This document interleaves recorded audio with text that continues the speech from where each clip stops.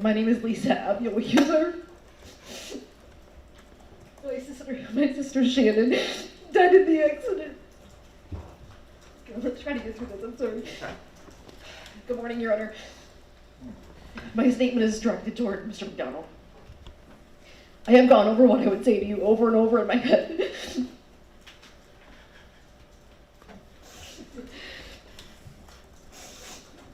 There isn't enough time to share with you exactly how much your decision that day has impacted our lives. My sister, Shannon Elizabeth Abiel Wakefield,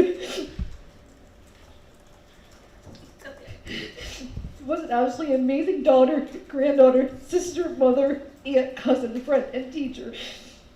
The weekend after the trial was her birthday. She would have been 48.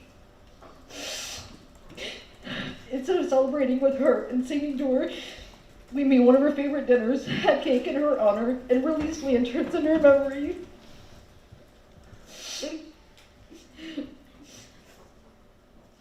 To know my sister was to love her.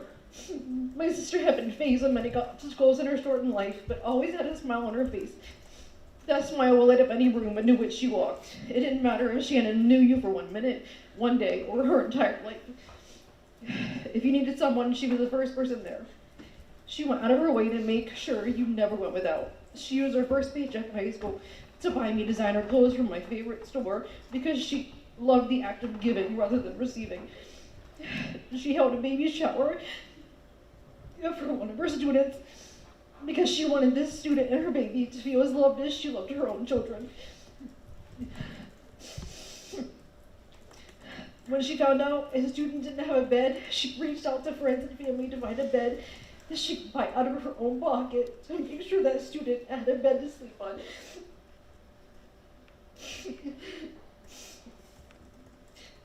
Shannon has 3 children, though her mother had the most important parts of their lives. She's already missed birthdays, holidays, band shows, prom, and helping her son with the entire college process. Both of her sons graduated this year. She was not there to see them receive their diplomas. Her daughter will start high school next year. She will not be there to give her words of wisdom and encouragement. She'll miss college graduations, weddings, the birth of her grandchildren, and every other milestone along the way. I do believe she'll be there spiritually, but physically, she will never be able to be there again. She'll miss everything because of decisions that you made that day. I go over the what ifs every day. What if she didn't get in that car that day? What if they had left a few minutes sooner or later that morning? What if you had actually been paying attention and slowed down when you were supposed to? Slow down in traffic. I wake up every morning thinking of my sister. I go to bed every night thinking of her. There are moments when I don't know how I will ever be able to go the rest of my life without her. It literally takes my breath away. There is an ache, an emptiness that will never go away. I need to know why you chose to let this happen. This was a choice to be distracted and not pay attention to the road in front of you. A choice not to see brake lights and slow down to avoid a collision.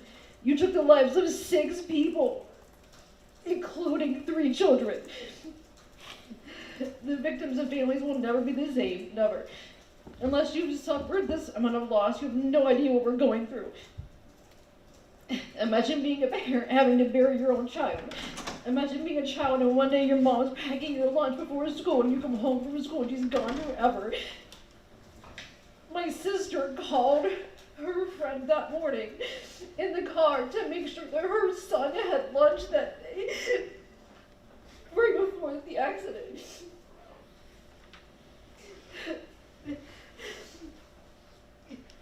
We couldn't even have an open casket at her funeral to be able to see her and say goodbye. That is because of you, and you can't even look at me right now. Having to deal with the fact that we have for the rest of our lives without her is terrifying and almost unimaginable. But we have no choice. This is because of you. Her son was on the bus that day and saw his friends trapped in the bus. He saw friends getting CPR and the vehicle was engulfed in flames. At that moment, he couldn't locate his mother, and he knew the vehicle she was in was behind their bus. You couldn't even begin to imagine what went through his mind that day or what he deals with every day. This again is because of you. I've gone through a roller coaster of emotions over the last 18 months. It's a literal ache in my heart every day knowing I cannot see my sister.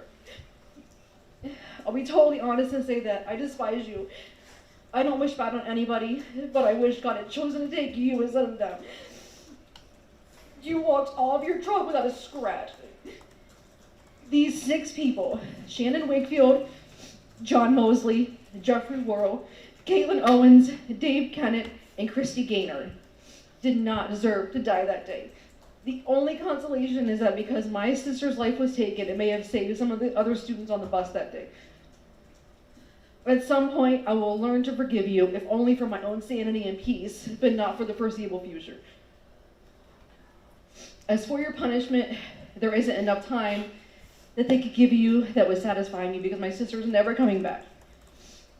Do you think it's fair and just that you walk free, live your life like nothing happened, and spend your remaining years with your family creating new memories? I don't. Shoot, that's my other one in there. Thank you. It's it.